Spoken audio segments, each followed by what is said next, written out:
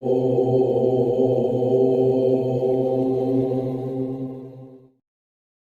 అండి. అమ్మ నమస్తే. జయశ్రీ ఏమండి ఫోన్ చేశారండి, అందుకే ఫోన్ చేస్తున్నాను. Okay okay. చేసిన వాళ్ళు రమ్మని చెప్పి ఫోన్ చేశారు. నేను మీకు చెప్పాను కదా ఆల్రెడీ, మిగతా పెళ్లి చేసుకుంటున్నాడు అలాంటి ఏం మాట్లాడకుండా కేవలం మీ దగ్గర నుంచి ఎన్నాళ్ళలో ఎంత అమౌంట్ తీసుకున్నాడు డబ్బులు, అది పలానా అమౌంట్ అని చెప్పి మీరు ఎందులో మెన్షన్ చేశారా కంప్లైంట్ ఇచ్చినప్పుడు? కంప్లైంట్ ఇచ్చినప్పుడు అప్పుడప్పుడు 30,000, 40,000, 50,000 వడ్డీ తీసుకొచ్చానండి అడిగినప్పుడల్లా. అదే మొత్తంగా ఎంత అని?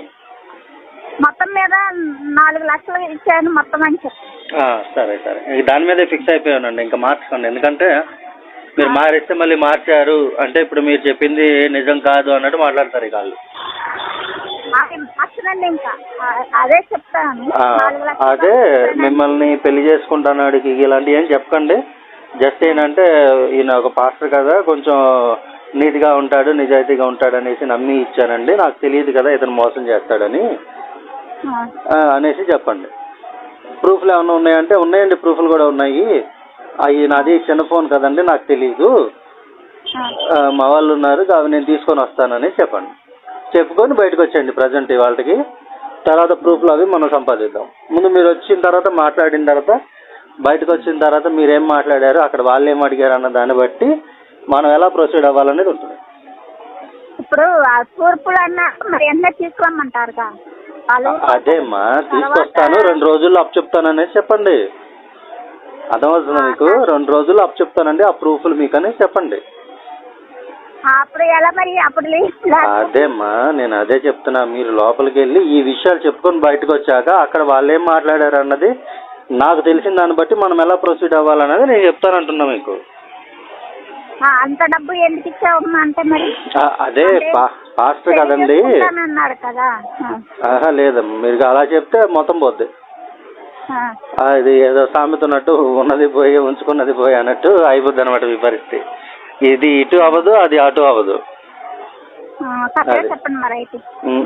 అందుకని ఇంకా అలా చెప్పకుండా జస్ట్ అది ఏంటంటే అతను పాస్టర్ కదండి, అతనికి ఒంట్లో బాగాలేదన్నాడు, అలాగే వాళ్ళ పిల్లలకి ఒంట్లో బాగాలేదు అనేసి అంటే పెద్ద పెద్ద రోగాలు ఏవో వచ్చాయనేసి చెప్తే నాకు తెలియదు కదండి, అందుకని నేను కూడా చర్చిలో ఒక విశ్వాసిగా ఆయన నమ్మి ఇచ్చాను అనేసి చెప్పండి, సరిపోతుంది. ఇంకేం చెప్పొద్దు ఎక్స్ట్రా, ఇంతే చెప్పండి.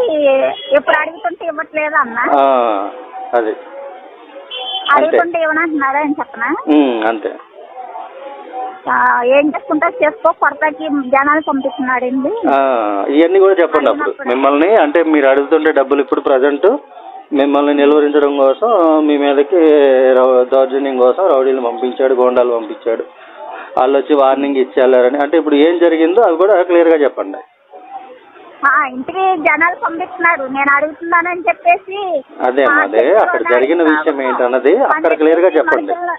అక్కడ కొట్టుకి పంపిస్తున్నారు మగవాళ్ళు, ఇంటికి కూడా రౌడీలను పంపిస్తున్నారు మగవాళ్ళు ఇక్కడ. అదేమ్మా అదే ఆ విషయాలన్నీ క్లియర్గా అక్కడ చెప్పండి. ఇవన్నీ మీరు మాట్లాడిన తర్వాత అక్కడికి వెళ్ళిన తర్వాత బయటకు వచ్చాక మీరు నాకు ఒకసారి కాల్ చేస్తే అక్కడ మీరేం మాట్లాడారు, వాళ్ళేం అడిగారు, ఇంకేం కావాల్సి వస్తాయి, ఇవన్నీ నాకు క్లియర్గా చెప్తే దాన్ని బట్టి నేను చెప్తాను మీకు ఏం చేయాలో. ఇప్పుడు ప్రూఫ్లు అంటున్నారు కదా, మరి నాకు ప్రూఫ్లు ఎలా అండి? ప్రూఫ్లు అంటే నేను చెప్తానమ్మా, మీరు బయటకు వచ్చిన దాన్ని బట్టి కదా. ఇప్పుడు మీరు ఆల్రెడీ కంప్లైంట్ తీసుకున్నారని తెలియక మనం చేద్దాం అనుకున్నాం. కంప్లైంట్ వాళ్ళు తీసుకున్నారు కాబట్టి అసలు వాళ్ళు ఎంతవరకు ప్రొసీడ్ అయ్యారన్నది మీరు వెళ్తేనే కదమ్మా, మీరు మాట్లాడితేనే కదా ముందు మీకు తెలిసేది. అదే మాట్లాడితే రమ్మన్నారు ఎస్సీ గారు. మీరు వెళ్ళి అవన్నీ మాట్లాడుకొని కలెక్టర్ ఆఫీసులో కంప్లైంట్ ఇచ్చారు కదా, రావాలి మాట్లాడాలి అన్నారు. అదేమ్మా ఇప్పుడు అవన్నీ మీరు మాట్లాడుకొని స్టేషన్లోకి వెళ్ళిన తర్వాత వాళ్ళు ఏం మాట్లాడారు, మీరేం మాట్లాడారు అన్నది నాకు కొంచెం వివరంగా చెబితే దాన్ని బట్టి ఎలా చేయాలి, ఏం చేయాలన్నది నేను చెప్తాను మీకు. ఎందుకంటే మన దగ్గర ప్రూఫ్లు అవి లేవు కాబట్టి వాటిని సంపాదించాలి అంటే దాన్ని బట్టి ఇప్పుడు మీరు వెళ్ళి మాట్లాడిన దాన్ని బట్టి ఉంటుంది మనం ఏం చేయగలము అని. అంటే ప్రూఫ్లు అవన్నీ కావాలి అంటే అయ్యే 2 రోజుల్లో తీసుకొస్తానని చెప్పండి. ఉన్నాయని చెప్పండి. ఉన్నాయి నా దగ్గర, అలాగే సాక్షులు కూడా ఉన్నారు అనేసి అని చెప్పండి. ఇప్పుడు సాక్షులు ఎవరు లేరా మీ తరఫున వచ్చి మాట్లాడే వాళ్ళు, చెప్పేవాళ్ళు? లేరండి ఈ పాస్టర్ గారు పాపం చరణ్ పాస్టర్ గారు మాట్లాడతలా అటు వెళ్ళిపోతున్నా నేను.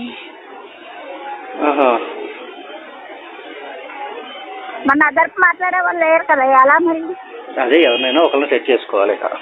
అదే నేను చెప్తా మీకు, ఇప్పుడు చెప్పినా ఈ మొత్తం మీద కన్ఫ్యూజ్ అయిపోయి ఏది బయటపడి ఏది మాట్లాడతారు.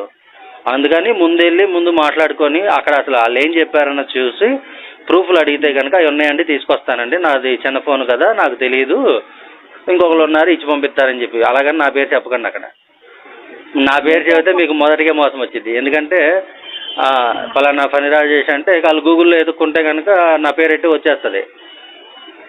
ఇక ఆటోమేటిక్గా మీకు పక్కన వచ్చేసిద్ది. ఇక మీది పక్కన పెట్టేస్తారు. ఇక ఎందుకంటే ఆల్రెడీ మీది వీడియో రికార్డ్ చేసుకున్నానన్న ఉద్దేశంతోనే మీ కంప్లైంట్ అనేది తీసుకున్నారు, లేకపోతే తీసుకునే వాళ్ళు కాదు. ఎందుకంటే మీ దగ్గర ప్రూఫ్లు లేవు కాబట్టి. అవును, ఎందుకు చెప్పేవని అడిగింది అది. అందుకని ఇప్పుడు మీరు వెళ్ళేసి ముందు మాట్లాడేసి నాకు ఏ విషయం చెప్పండి, మళ్ళీ వచ్చి నేను మీ ఫోన్ కోసం వెయిట్ చేస్తాను. మరి చేస్తారుగా, వెంటనే చెప్తారుగా? వెంటనే తీస్తాను. ఇంతవరకే చెప్పండి.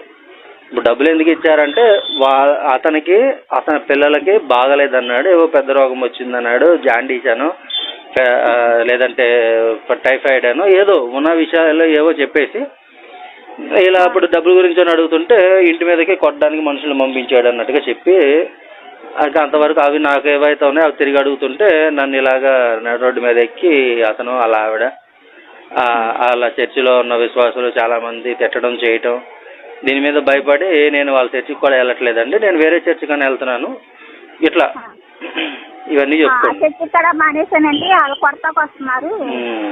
ఇప్పుడు నా దగ్గర మీరు